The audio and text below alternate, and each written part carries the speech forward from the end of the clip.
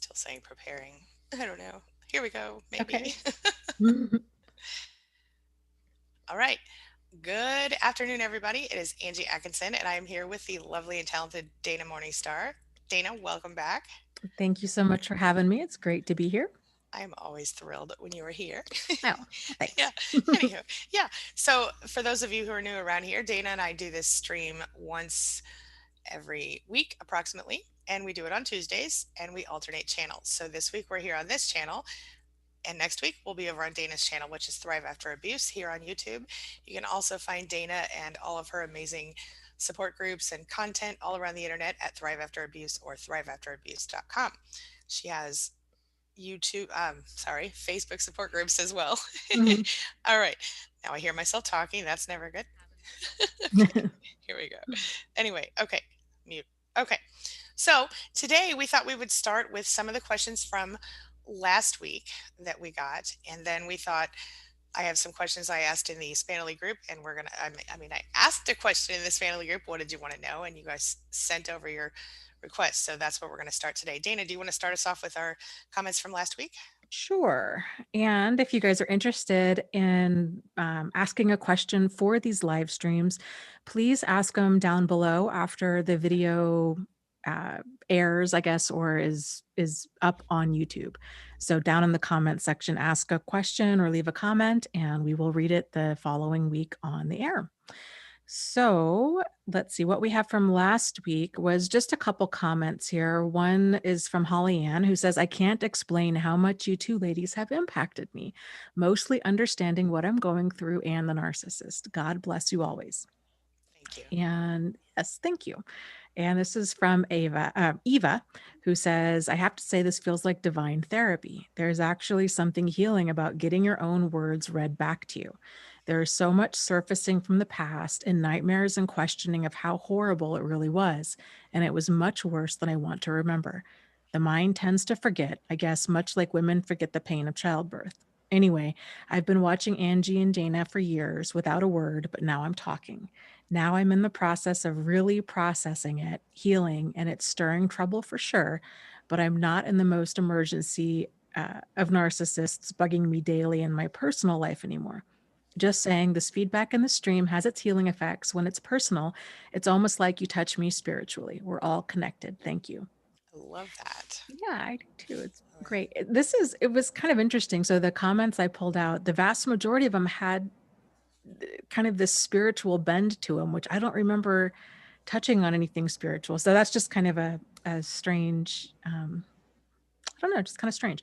But this one is from Mindy, who makes the comment about anyone who is staying in a relationship because they are Christian should read Timothy 2, verse 3. There are other verses that describe other types of narcissists, but the message is the same. Christians should avoid narcissists. Consider the amount that narcissists that cheat. If there's something that most narcissists do, it's cheat. The Bible tells us that cheating is a reason for divorce. I know that they say from the pulpit about making things work, but in a Christian codependency groups, they explain the exceptions. Don't stay with a narcissist or a sociopath because you're afraid of letting God down. Mm, And yeah, and I guess I just wanted to also mention there's dozens of Bible verses that talk about the power of discernment and kind of who, regardless of a person's faith, I guess, that ability to discern and to be able to know, okay, just because we committed to something or that we're in a relationship doesn't mean that you basically need to get that you need to put up with limitless levels of mistreatment. mhm. So boundaries are always valid. So I absolutely yeah. agree. And I think even some of the most strict religions on this stuff, Christianity and I can't say for all, but I can say for the strict Christian type religions, even Jehovah's Witnesses, they have limits, Mhm. to which a person should allow themselves to be subjected. I had a client. The reason I mentioned Jehovah's Witnesses is because I had a client who was a Jehovah's Witness who was in a very abusive relationship, and she um, expressed similar feelings to me, and but she worked through it, and she worked with her ministers. I don't think they're called that, but whatever they're called, Mhm. people that are like ministers, and they agreed with her. So I think that's really powerful and really important. I think a lot of people do stay because they think they have to. So I'm really glad you brought that up today. Yeah. Yes. Anyhow, Yeah. Well, I guess let's hop into the chat here. Let me get over to your YouTube channel yes. and see what I can find. Do you have anything? Have a couple things. So first of all, I do have some things from, and we'll get to those in a minute. I do have a bunch of questions from the span group from earlier today that I told Oh, when we right, weren't right. live. But first, let's get to a few in the chat, and then we'll come back to those in a minute. I have a question from Julie, and she says, "I keep going back into a relationship with a narcissistic person, and I can't understand why I keep going back. I need to be a little stronger. What can I do to keep away forever and move on with my life?" I really like that question because I know that sometimes sometimes it feels difficult. It feels like you can't. I'm gonna just turn my sound off of my phone really quick. Okay. Sorry about that. It sometimes it feels like you can't leave because you don't want to be alone, or you don't want to. The fear of being alone, I think, is a large percentage of why people go back. But I think on the flip side of that, there are other more practical things to think about. Like, people worry about, how am I going to support myself, how am I going to, so I think if I were you, Julie, I would start with those basic things, and get yourself set up in some sort of a way that you feel secure, or as secure as you can. But then on top of that, sorry, on top of that, I think it's about your mindset, and it's about your ability to know that, number one, you deserve better. Number two, you should just keep going. It's okay. Nobody can see you. Sorry, somebody's walking through the room. Mhm. um, anyway, I think one thing that helps my clients a lot, many clients have tried this, and I would say probably 80% of them find it effective. And that is to make a list of all the things, all the reasons you're leaving. And if you can, make the list during a time when you're feeling especially emotional. So, like, if you're planning to leave, let's say, then each time this person hurts you, and I mean in any way, emotionally, physically, otherwise, sit down afterward and write down exactly how you feel in, like, painful, grating detail. Use your language to the best of your ability, even if it doesn't seem like it makes sense. Because when you come back to it later, then what you do, I usually suggest people do this in a notebook, but you can just use your phone if you want to, and just literally, like in Evernote or whatever note you have, put down all your feelings and save it. Because there will come a time, like you just mentioned, Julie, where you will be tempted. It's abuse amnesia. We forget the bad stuff and we remember the good stuff, right? So if you find yourself in a position that you're wanting to go back, then you can pull out your note or your notes, and you can remember how it felt. I think that's the why we fall back in, and plus we believe that they're going to change when they promise they're going to change, but they don't change.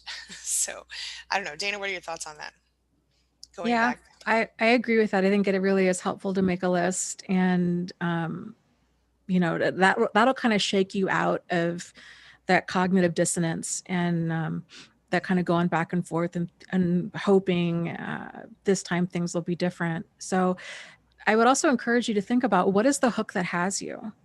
And if it's a pattern, then, because these hooks, when we're in situations uh, where we're staying because we're hoping things will be other than something they are, it's generally because these types of situations are meeting some sort of need for us, generally a need that's gone unmet for so long that it's now a vulnerability.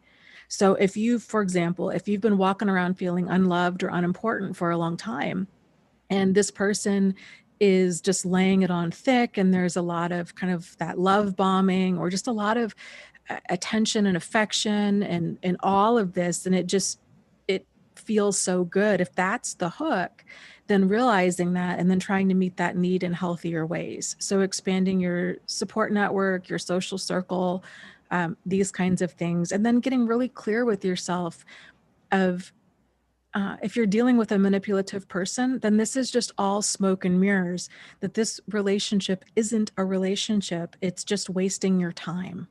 And using strong language like that to cut through that misplaced hope. Mhm. So you can see the situation clearly of there's nothing here except pain. Yep. 100%. I want to add this comment from Nance here. Hey, Nance. Mhm. And because it kind of actually relates to both of these questions in a way, both of them, the religion thing um, as well as what we just talked about. She says, "I'm a Christian. I was Southern Baptist with and when I was with my daughter's father for 12 years because of my beliefs. Leaving was the best thing I ever did. Think about the example you're setting for your children." Now, I don't want anyone to think that by pulling this comment out, I'm trying to shame you or make you feel bad about yourself, because believe me, I know you've had enough of that, right, from other people. But Mhm. I did find for myself, if you do have kids, for myself, and again, I'm not proud of this, but it is what it is. My kids were my catalyst. They were the reason in every case where I walked away from someone who was toxic, every time. And I'm not saying that was right. That was totally unacceptable. I should have been more about my own needs at that time, but I just didn't understand. So sometimes you just take the catalyst you can get and then you go heal from there. So if that helps you today, be helped. Okay. Now, Dana, I don't know if you want to peek through the chat. I thought maybe I'd pull out the next one of the comments from my group Sure. today. Okay. Okay. All right. So we have, let me just scroll on down here. Okay. Um, we have several people asking for more tips on breaking the trauma bond and how to get back out into the world. And that's a big ask, but I think we can maybe touch on that. Um, and then maybe also how to navigate through the emotions. So let's start with the breaking the trauma bond. What are your best tips, do you think? Well, I mean, do you want me to start, or do you want to start with those? Either way is fine. Go ahead. Um, well, I guess maybe let's explain what a trauma bond is for people that might be new here. Thank you. Trauma bonds are the bonds that are formed through the highs and lows of, in this case, through the highs and lows of a relationship. So it's, and this is also known as intermittent reinforcement. So when we're getting our needs met some of the time, but then not met other times, what happens is our brain is trying to figure out, okay, well, I did, um, I kind of did this thing one time and then I was able to get my need met, but I did the same thing another time and my need wasn't met. So, for example, I was really, um, I don't know, I made dinner for my spouse and they were very loving and kind to me. But then the next time I did it, they got really upset. And so it's confusing when we're getting kind of these mixed messages. And of course, with an abusive relationship, it's even more extreme highs and lows. And that leads to a lot of confusion about how to make things work when, you know, um, you can't figure out how to kind of appease the other person, or just kind of keep peace in this relationship. And when any of us are threatened with a loss of something, so this goes back to the extreme highs and lows. The highs are when the good times are really good. It tends to be, lots of attention and affection and great. But when the lows are low, it tends to be, well, if you don't do this, then I'm going to leave. I'm going to divorce you. You're going to get silent treatment. You're going to get punished. And that's what causes those feelings of uneasiness and really kind of unhinged levels of anxiety in a person. So on a more mild end, you can see that the erratic behavior that it kicks off in a person when there's not that huge level of emotional involvement. So for example, like with eBay, right? So let's say you bid on an item, and you're somewhat interested in it, but as soon as somebody outbids you, that level of interest ramps up of, oh no, now I really want it that much more because I'm threatened with the fact that I might not get it. It's that times 100 in a relationship of, well, this relationship really isn't working for me, but now if I might lose them, my interest in them increases tenfold. Mhm. So there's different dynamics with the trauma bond. And so breaking these can be very difficult if, I think in large part, if we don't know what they are, because those feelings, unfortunately, can be very easily mistaken for love.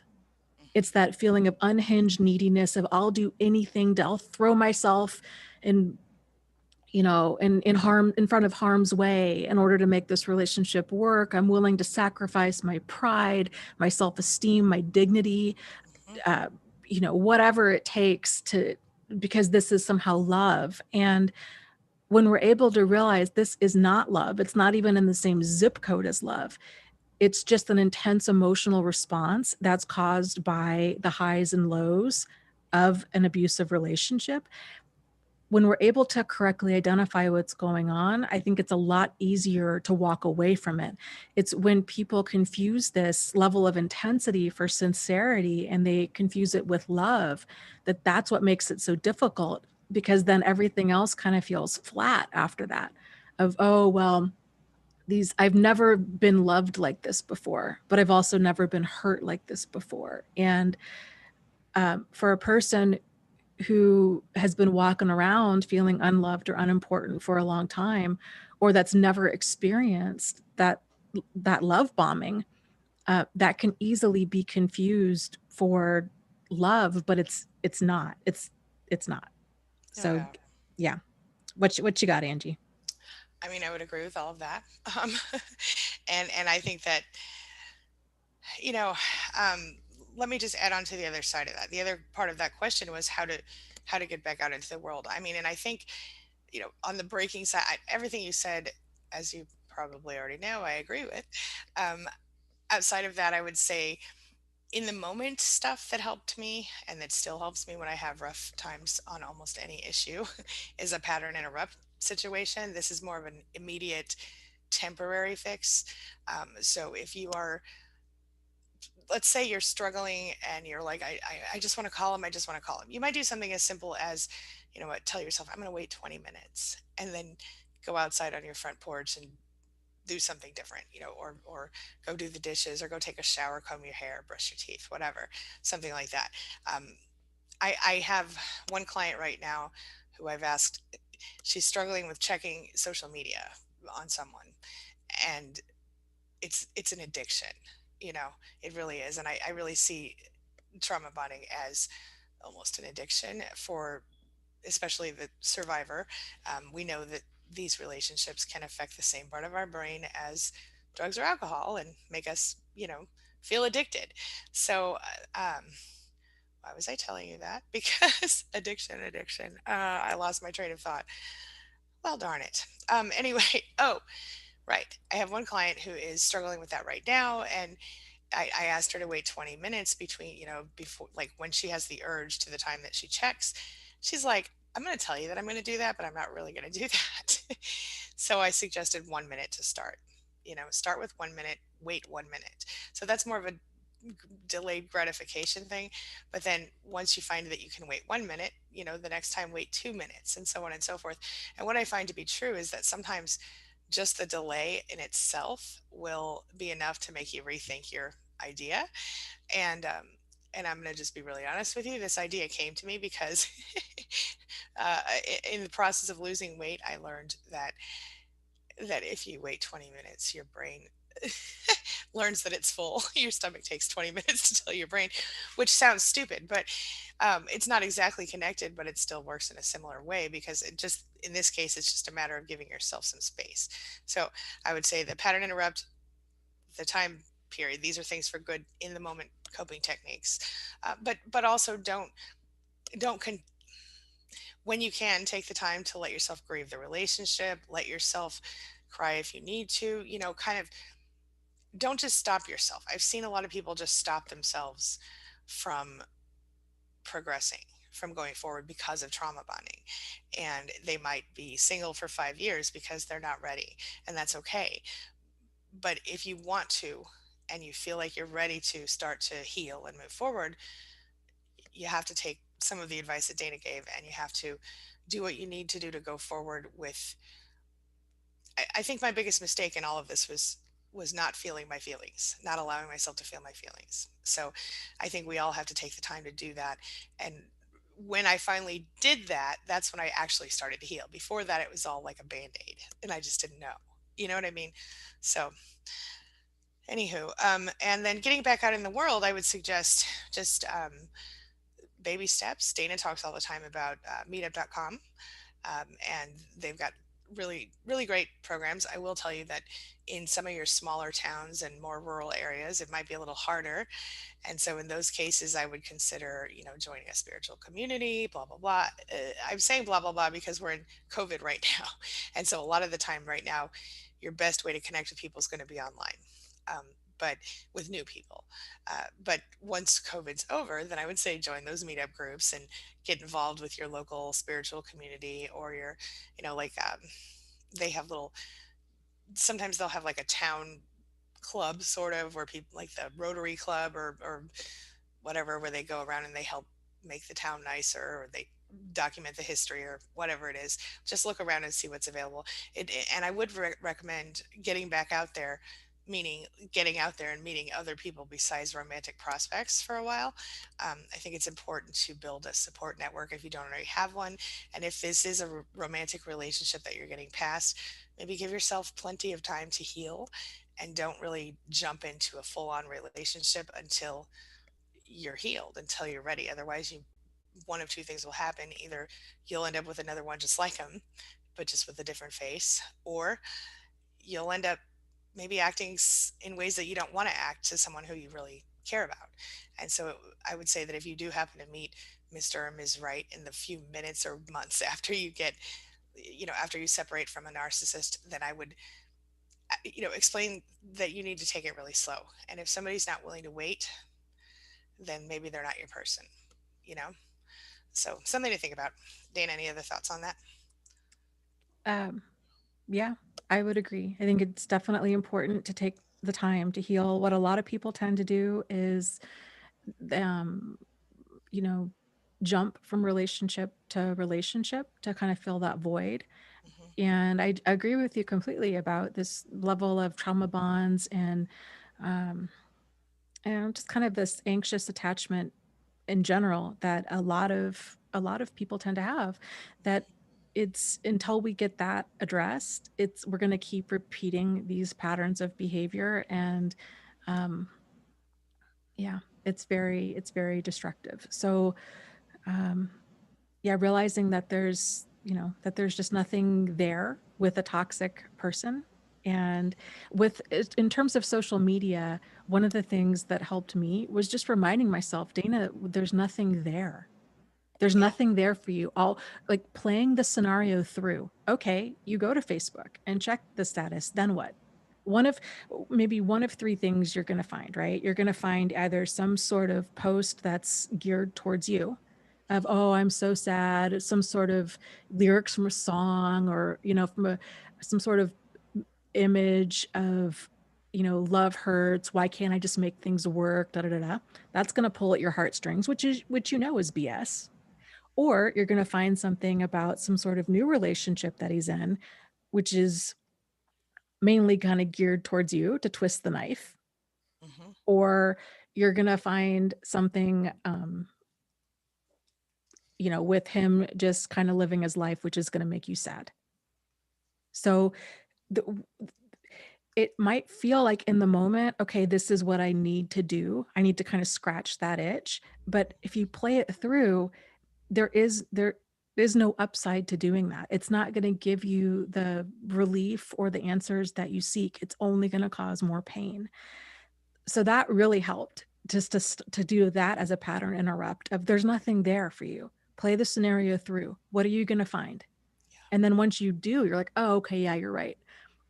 Like, this isn't going to work. It's a lot easier to just shut social media and then do something different. And I would encourage you also to think about, what is something that you can do instead. Mm. So, because when we have this kind of compulsive behavior, it's this kind of short-term energy or emotional release type behavior of, uh, oh, I'm upset, so I eat ice cream. I'm stressed, so I drink. I feel sad or lonely, so I go check my ex's Facebook page.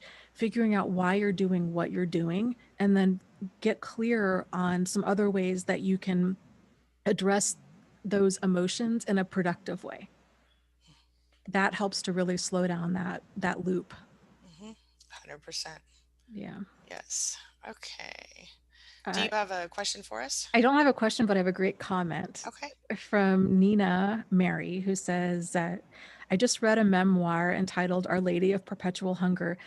The author, Lisa Donovan, writes, if someone values you only when you're about to walk out the door, then you should definitely keep walking. Darn right. Wise words. I really like Yes, that. I do too. It's really good. Yeah. Okay. Let's see here. I saw one just a minute ago. Um, let's see. Okay. So Oh, I've got a question if go you don't. ahead. Okay. This is from Wine Love, who Okay. says, hi, I need advice, ladies. How do I stop blaming myself for my past toxic relationship? Oh, that's a great question. Mm-hmm. Well, let me tell you, it's one of those things. I think we all do it a little bit. I think part of it is because we are capable of change and we know this, but we learn quickly that other people sometimes aren't. And usually those are the toxic people in our lives. They might pretend they're going to change, but they don't, or they temporarily change to get what they want and then they switch right back, stuff like that. So one thing that always helps me is to know number one, you can dig into the psychology of it and you can know that even the most intelligent people are duped by these people. And often it starts in, I mean, I would say, some people will disagree with me on this, but I would say like minimum 95% of people I've dealt with in this particular area are people who have struggled with some sort of childhood trauma or a toxic parent, one or the other or both, right? And so I think we have to understand that we are sort of wired in such a way that we are more likely to blame ourselves because we cannot fix something that is unfixable. And if you guys are anything like me, I was always trying to change me to fit the other person. And one day I realized that was ridiculous. And so, but it didn't happen overnight. And it was something that I was sort of brought up with. So it was something that I carried into adulthood with me. The reason I'm telling you that is because I think that right there is exactly why we do blame ourselves. Because even sometimes we go, I knew this person was messed up, or I knew something was off. But then this other part of us was like, but I love them, or I don't want to be by myself, or I'm scared to be alone, or FOMO. What if they move on and they go with somebody else and then suddenly they, realize all the things I tried to teach them or tried to show them and now they're perfect and I don't have them anymore. All those things. But I can tell you this in my experience, and I think Dana would agree, never saw it happen. Never, not once. Saw a narcissist move on with someone else and suddenly become perfect. Okay, let me change that. They did become perfect, but just in the same way they did with you at the beginning. You know what I'm saying? They are who they are, and they do run in cycles. So for me, my point is that if you want to figure out how to forgive yourself, what worked for me was learning the logic, understanding why this happened, the science, right? What made me susceptible? What made me tolerate it? What made them act that way in the first place? And then what should I do better? And I think one of the biggest things for me was number one, unconditionally accepting myself, flaws and all, realizing that, okay, I'm not perfect and I'm so far from perfect, right? But in any given moment, accepting all the things about me, even the things that I really dislike, and just being like, well, that's just part of what I have going on right now. Whether I can change it or not, this is part of me. So I think that was number one. And I think number two is learning how to set and create acceptable boundaries for myself. So boundaries that shouldn't be set by other people, right? Um, we all have, and maybe we don't all. I have deal breakers. I've always had deal breakers, but my deal breakers, I thought, they were simple. Don't hit me, don't hit my kids, don't cheat on me. Well, now there's a couple others in there related to don't emotionally abuse me in any way type stuff, right? Don't whatever. So I think creating boundaries, creating deal breakers, and understanding your worth, which is something that takes time, but starting with accepting yourself without condition leads to that. If you purposefully, mindfully move in that direction, that would be where I would start. Dana, what are your thoughts? Yeah, I guess I'm curious to know kind of what is it that you're blaming yourself for? Is it specific things, or um, I guess in my own experience, what has helped me is just realizing that, oh, how does I think Albert Einstein once said something along the lines of like, we can't solve a problem with the same thinking that got us there. Mm, And that's so true. So, in all any of us can do is the best we can with the information and the level of thinking that we have at the time. And once we have additional information and think in a different way, then we can make different decisions. And so, um, and I guess I hate to kind of just keep throwing out kind of platitudes or cliches here, but hindsight is always 2020, and there's a it's true. reason for that. Because with time comes additional information, and that tends to give hindsight the clarity that we so often need. So realizing that you did the best you could with the level of thinking and the information that you had at the time, and now that you know different, you can do different. Yeah. Yep. And Um, on that yeah. same note, there's a comment from behind me that says how to enforce those boundaries without being mean. This has been hard for me too. Do you have any thoughts on that you want to share? Uh, Or I, well, I mean, this is that's just a step in the process. A mhm, lot of people, they go from generally having very few boundaries, like you mentioned. Okay, my only deal breakers are if a person cheats on me or if they hit me. And that's it. Those are my only boundaries that they have. And everything else is flexible. Well, but that's going to get a person into some trouble sooner than later, because they have no understanding or ability to really protect themselves.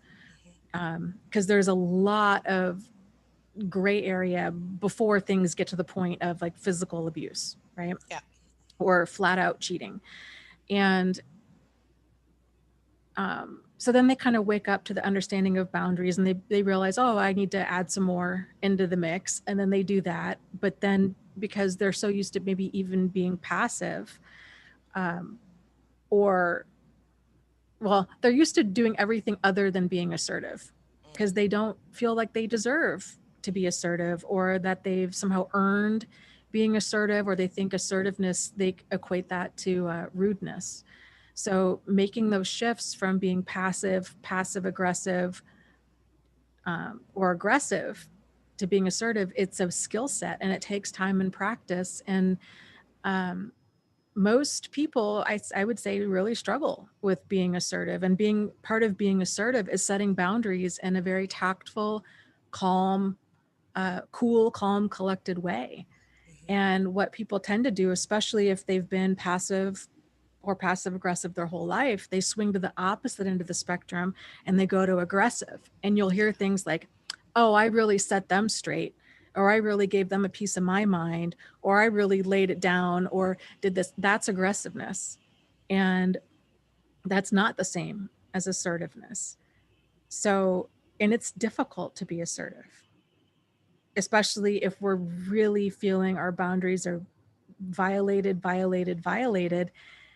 It's difficult to kind of take the middle ground or the higher ground, and to stay assertive and realize I'm not going to let this person's behavior drag me down into the mud too. I'm going to, take the higher ground. I'm going to stay assertive. Now, this isn't to say that if somebody is outrageously violating your boundaries, that you need to continue trying to communicate assertively. There are definite times where the right approach is no contact, or cutting off all communication, getting a restraining order, getting distance between you and them, and not engaging with them. But that's still assertive in my book. So mhm. yeah, Yeah. what Yeah. you got, I Angie? agree.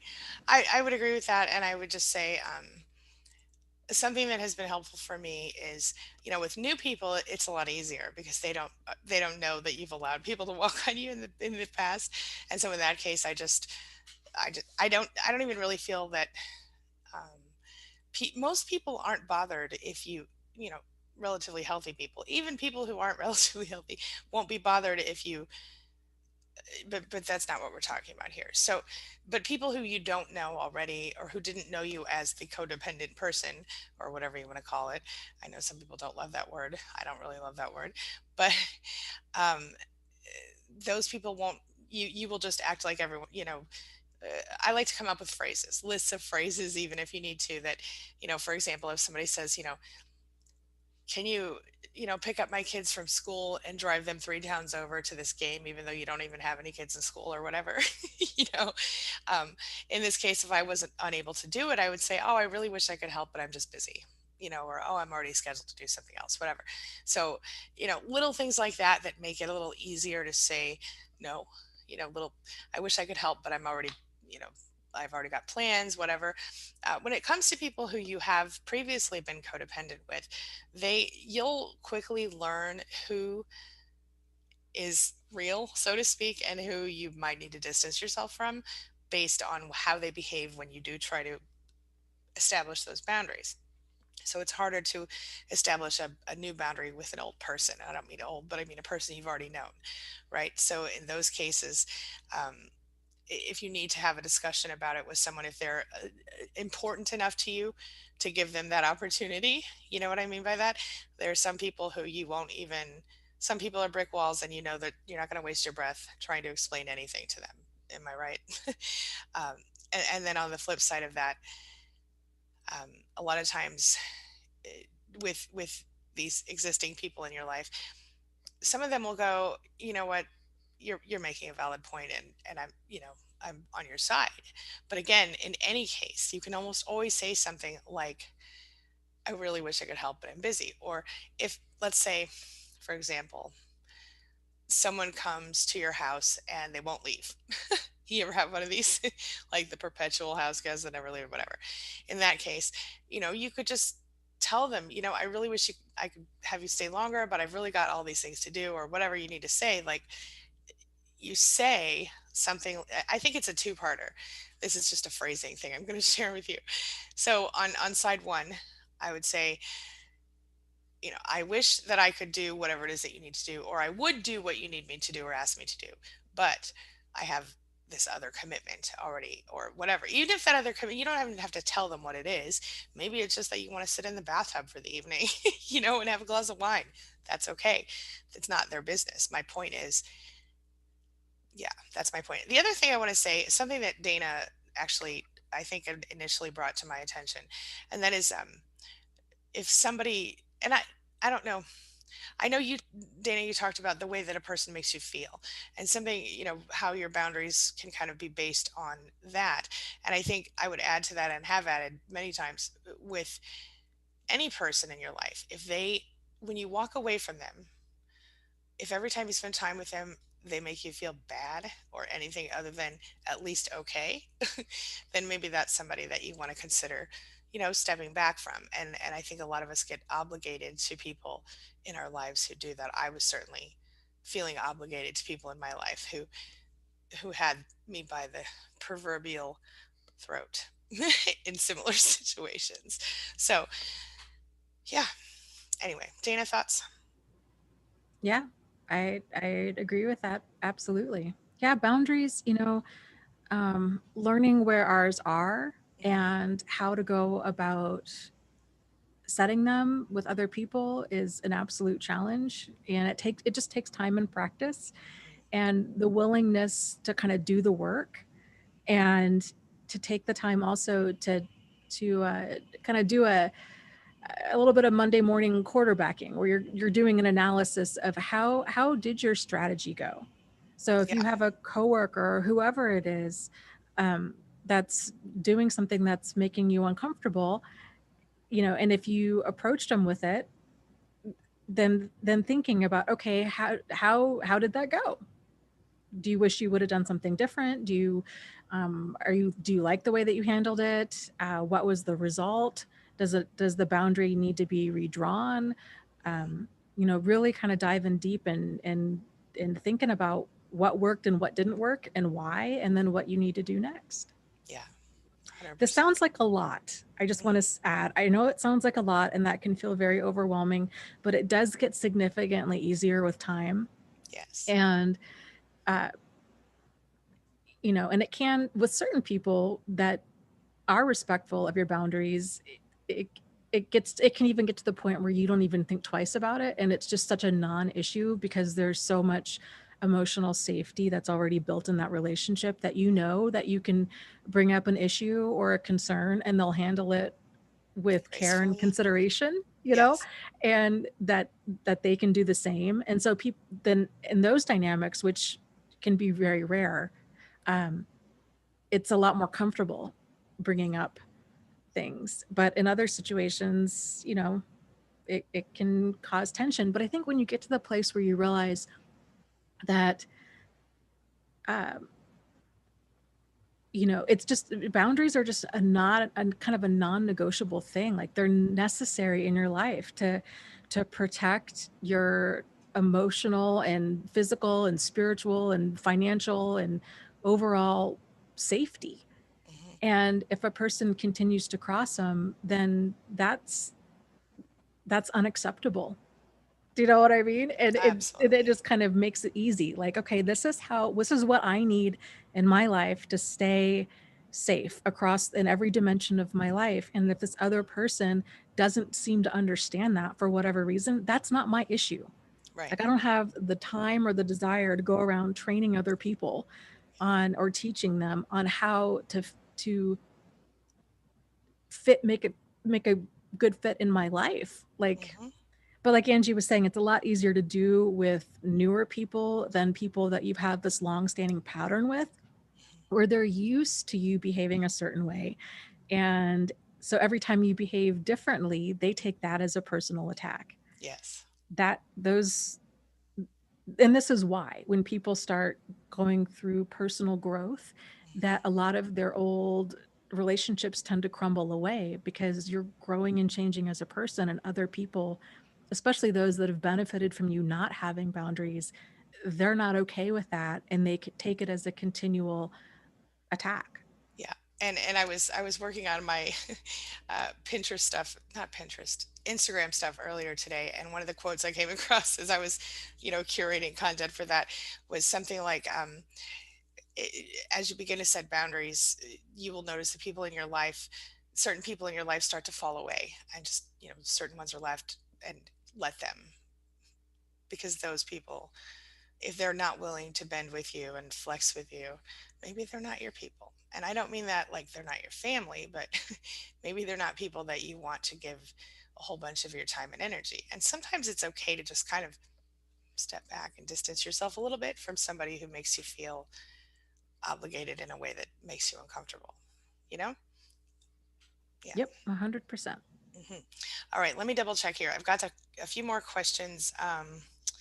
So, do you have any thoughts on how we could, and I think we kind of have touched on this, but navigating through different emotions, because as you, especially in early in recovery, and this question comes from the group, how do I navigate through all these emotions? And they change on a daily basis. Anger, sadness, jealousy, repeat. I can totally relate to that. Mhm. I'll just say this. Personally, for me, it's about keeping my head in the right place. And what I mean by that is when I catch myself ruminating, dwelling on something I can't control, I ask myself this question. I say, is there anything I can do about this right now? For example, let's say you're feeling jealous of a new supply. First, I'll remind myself, well, it might look pretty from here and right now, but as we all know, this person goes in cycles, and pretty soon that woman or man will feel. In my case, it would be a female, obviously. This person will be going through exactly what I was going through, right? Or let's say, um, whatever. I think about the logic side of it first. Do narcissists change? No, they don't, or at least it's never happened in my lifetime that I'm aware of, for any significant amount of time. Do they have patterns? Yes, they do. Is the beginning of the relationship always like, yep, it's perfect? Oh, okay, that's normal.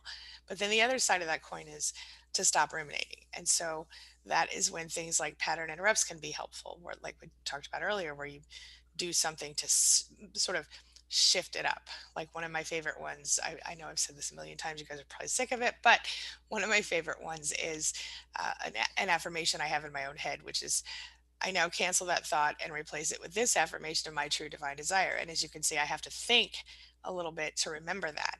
And the purpose of that is then I go from my like my reptile brain or my child brain or whatever you want to call it, the inner child kind of Mhm. shuts up for a minute, the right side of the brain, and the left side kicks in and goes, okay, hold on, let's be logical for a minute. Let me think about this thing I'm trying to remember. So the point is, there's some neurology involved in that, but it's very highly effective if you do it intentionally. So it's like if you're telling a story you've told 1,000 times, and then somebody walks up to you, you're at a party, you've told the story 1,000 times, somebody walks up to you and they're like, hey, blah blah blah blah blah, something else. You stop telling the story, you turn to this person, answer their question, then you turn back to the person you're telling the story to, and now you don't remember where you were in the story, even though you told the story 1,000 times. You might not even remember which story you were telling. That is an example of a natural pattern interrupt, right? So if you think of that and you think, well, let's just say at that moment I wanted to shift into some other story or some other mood or whatever. That's the perfect time to do it, in that little bubble of time where you're kind of going, wait, what? What was I thinking about? Take the moment right there and go, okay, well, in the case of, I now cancel that thought and I'm going to replace it with this affirmation of my true divine desire. What I always do at that point, at the end of that, is think of something or say something I want, or that I'm looking for, or that I love, or I'm grateful for, and whether it's related to the other thing or not, whatever I was trying not to think about, right? This is again one of those in the moment coping techniques that allows you to sort of get a little bit of emotional distance from it, because for me, I've always done better if I can sort of look at the facts like a scientist first, and then sort of step back 3 steps and figure out how my emotions connect to those facts. Because for when you understand that this person is demonstrating, for example, gaslighting, or they're demonstrating projection, or whatever the thing is, whatever technique they're using on you, if you can recognize it as a manipulation technique that is commonly used by people like this, for me that takes the sting out a little bit, and it causes me to see it as less personal of an attack, and more of a their personality issue, not me. Does that make sense? Mhm. So that's what I would say. Um, do you have any thoughts on navigating through those emotions that change on a daily basis Um, early in recovery? I think one of the things that I know for sure helped me Hmm. is to to get it out of your system. So writing it all down, or if you're not a writer, you can do turning on the voice memo on your phone and just talking it out. And it's like getting poison out of your system. You're literally just throwing up and throwing up and throwing up, and it's throwing up on paper, you're throwing up into your voice recorder, you're just getting it out. So if you don't know where to start, you can just start with the topic. So if there's jealousy, um, talking, just start off. Okay, today is November 17th, 2020. I am sitting here thinking about jealousy with my relationship with John Doe, and insert name here. And here's all the different ways that I felt jealous then, and here's what I'm feeling with jealousy now. And you start just barfing out about that emotion. And then you can switch to another emotion. So start fresh. Okay, now I'm going to talk about anger. And here's everything that I'm thinking about anger. I just want to add something here. Mhm. I actually almost, then I stopped myself because I was going to interrupt you, but I almost said journaling, or some version of that. And I agree with you. And I do this myself. And I'm not going to let you read this, so don't be taking any screenshots or whatever. But I have just recently been journaling about some stuff I was stressing out about, because, you know, I get it. And it really does help. You're absolutely, I mean, whatever it is for you, like you said, it doesn't have to be journaling. It could be voice memos, or a lot of people, like mentioned earlier, type into your phone. Very helpful. Sorry, go on, Dana. I didn't mean to interrupt you Yeah, there. no, that's okay. And it is helpful. And a lot of times I think when we have these kind of this rehashing of thoughts where it's the same topics, ruminating thoughts that keep coming up Mhm, over and over and over again. I'm jealous, I'm angry, I'm sad. I'm Hmm. jealous, I'm angry, I'm sad. How could he do this? How could she do this? Da, da, da, da. Only if things would have been different, over and over and over again. A lot of times, I think those feelings come from um, feelings that we had that weren't allowed to be expressed, and communication, things that we wanted to say that we weren't able to express. And so we're kind of left with all of this unsaid and unfelt things. Hmm. And so getting that out can really help. But I would say what can also help at the end is then signaling some sort of closure, even though I'm not a fan of that word, completion statement. We'll say that a completion or a closure statement where you would say something like, okay, well, that's all I have to say right now. And, I feel like I've said my piece on this topic. I'm done for today. Uh, Thank you for listening to me, or thank you for allowing me to vent. Okay, goodbye. And, Yeah. or now I'm choosing to consciously move forward with my day because I deserve happiness. I deserve to have peace in my life. And now I'm going to move forward and do that. And every time you feel that jealousy or anger, or whatever uncomfortable emotion it is surface, to do that. So to Yes. vent, but then to also have some sort of statement, just acknowledging to yourself of, while all of this is true, I have anger for all kinds of very valid reasons. I am consciously, I'm so glad that I was able to say this. And I'm going to move forward with the rest of my day with light and love in my heart. And the best revenge is a good life. And I'm doing this, you know, I'm doubling down on my happiness because I deserve it. 100%. I love it. 100%. Yeah. Yeah. I want to say really quickly, Linnell, congratulations on finally moving out.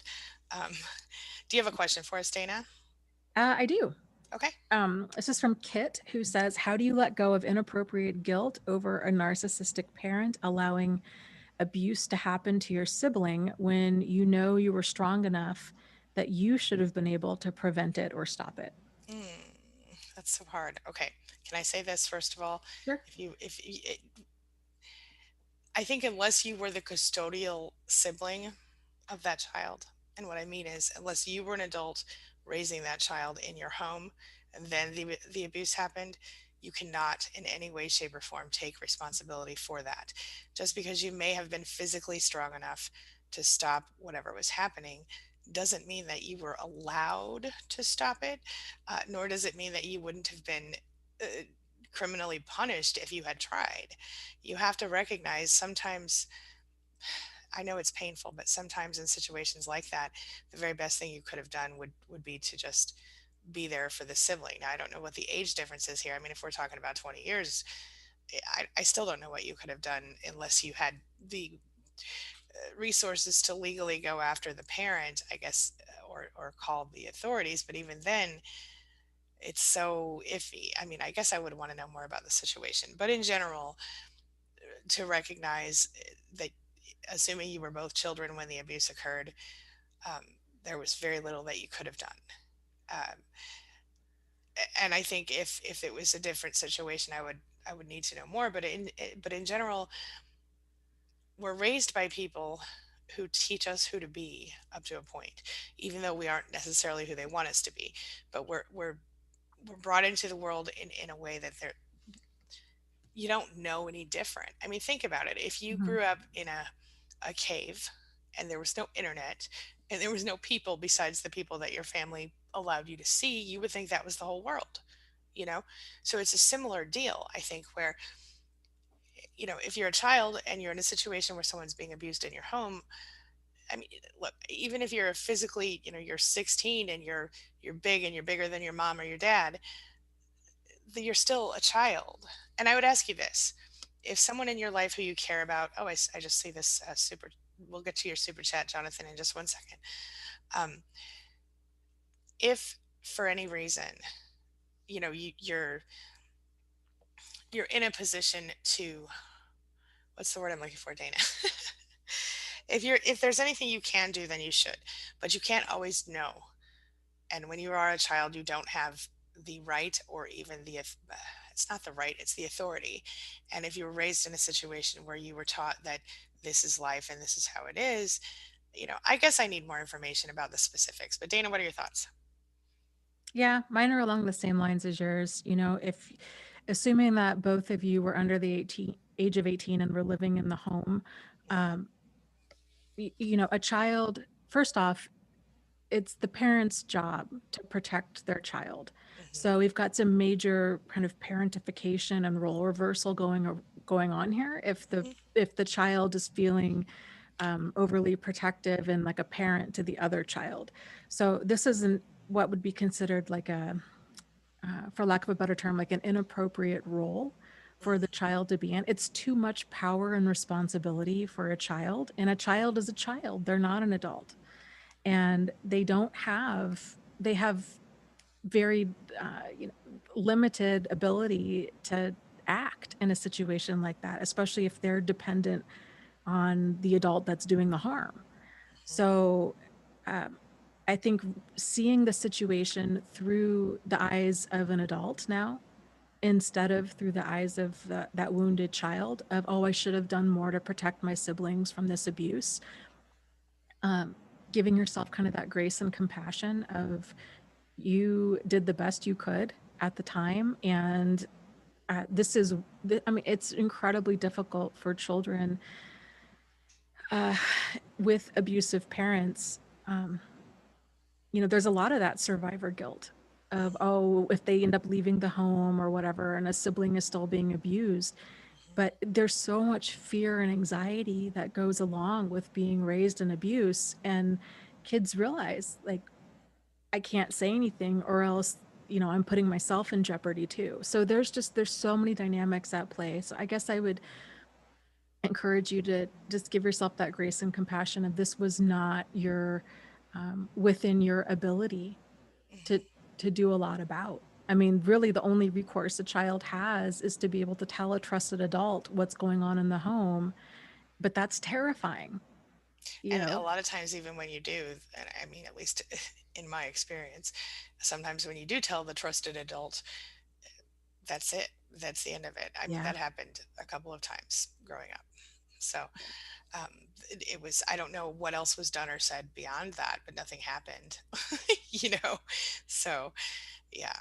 Um, yeah. Yeah. But I wanted to add something to that. And I think I've talked about before, and that is to, in this case, I would say if you were under 18, imagine you talking to yourself at that age, you this age talking to that kid that age, right? And so what Hmm. would you say to a child or anyone you love unconditionally in that same situation, whether it's your child or your child's self or whatever? Think about, what would an adult say to a child who was trying to blame themselves for something that they had no control over, you know? Just like Dana said, be compassionate with yourself. Really important. And along the lines of what you're saying, Angie, I would also encourage a person to then take the next step and assign appropriate blame. Yeah. So you were carrying this burden that it was not yours to carry to begin with and was way too heavy for you then and now. It was Yes. just too much. It wasn't an appropriate um, burden to ever be placed on a child. That's right. And so then now going back through the eyes of an adult, assigning appropriate blame. And maybe this can be another part of like a journaling or like a voice memo type exercise of saying out loud to that abusive parent, mom, um, or dad, this was the behavior, the way that you treated me, the way that you treated my brother or my sister, this was absolutely not okay. I carried this around for years or decades thinking that I should have or could have done something different, that I should have been there to protect him or fought you off or do whatever. And I felt guilty about that for a long time. But now I realize that's not my guilt to carry anymore. It's yours. That's right. You didn't protect us. You were abusive and it wasn't right and it wasn't fair and it wasn't okay. And I'm angry. I'm angry you cheated me and my sibling out of a childhood. I'm angry that we were placed in this role. I'm angry that I've been angry for so long. Like, Yeah. none of this is okay. And know that you're allowed to be angry. And I don't know about Yeah. you, Dana, but growing up, I was not allowed to be angry. So Right. it's okay. And it's actually healthy. It's part of the grief process. So Mm-hmm. embrace it. And but if it becomes toxic, then let me know. I'll help you release it. Yep. All right. And real quick, and I would say at the end of doing some sort of assigning appropriate blame statement, Mhm. I would end it with, and now I'm returning this back to you. Love This it. is your guilt to carry, not mine. I'm returning 100%. this back to you. Yep. And that's something very similar to what I do when I talk about writing the letter. When you're Mm-hmm. ready to get closure, but you're not getting it. At the end of the letter, you say, and now, even though you don't deserve it, I'm forgiving you because I don't want this toxic energy in my life anymore. You know, Yeah. and anyway. Okay. Jonathan Warren sent a $5 super chat. Thank you. In the name, he said, of female narcissist abuse and recovery. So I'm guessing Jonathan, like a lot of us, has experienced abuse at the hands of a female, and I am sorry that you went through that, and I appreciate your contribution. Um, yeah. So I know we're getting really low on time, but I saw several people asking for UNA to try to see if I could see the question from UNA. Let's see. And I don't see it. Do you see a question from UNA? That there Nope. was a question that was asked apparently before, and I don't know if I just missed it. Oops, oops, oops, oops. I did not mean to do that. Becky with braids, I apologize. I think I just accidentally. Okay. Anyway, Becky with braids, thank you for being here. I did not mean to bump your account like that. Um, I accidentally did her put her as a moderator, and I didn't mean to do that because I didn't even ask for permission. Um, Oh. so I was just looking for this thing. Okay. Do you have any? Do you want to grab one more question? I don't see the question from UNA. Do you see that? I Oh wait, am no. scrolling through as we speak. I'll let Okay. you know if I come across it here. Okay. I see that one. Let's see. I'm trying to see. Nope. Okay. Oh, there's a space. Okay, hold on. Let me get in there. Anyway, so just for those of you who are new around here, let me say this: if you missed, if you missed the beginning of the session today. If you have questions that you want to ask that we didn't get to today, you should put them in the comments below as soon as the session ends. It might take it a minute to officially end once we go offline, but you can also put them here, but we're going to be more likely to see them in the comments below so that we can address those for you next week when we start the session. I'm waiting for the call back. I thought it might be worth keeping. I'll just mention this real quick. There was a comment from Mystique about support lines, and they keep saying that they're not available, like to either leave a message or they'll call her back. My guess is a lot of these things are probably in-person support lines, or that people can't do this from home, and just due to COVID, that they might not even they're probably running on a very small crew. Mm-hmm. So that may be it. I know a lot of them also offer a text service. Mm, So that might be something to look into for the domestic violence hotline. Um, you can Google domestic violence hotline and see if they have a text alert thing, that text service that you can text with them and um, get some of the answers or support that you're looking for. mm-hmm. Yeah, I agree with that. I have not found Peggy's question, UNA's question yet. Um, so I guess we'll hope she asks it in the comments below so we can address it next week. If you do, I will promise you that we will at least attempt to answer it next week. um, okay, Dana, anything else you want to share before we get ready to wrap up for today? Or questions Um, you want to grab or anything? no, I think just okay. Well, here's just a comment from Jack, who Okay. I really like. It said, he says, reestablishing trust and intuition takes practice and small wins. And I agree Baby steps, completely. baby. Yep. Baby Yes. steps. And you know what it feels like when you feel like an uncomfortable emotion, Mm, and that's a sign that something needs to change.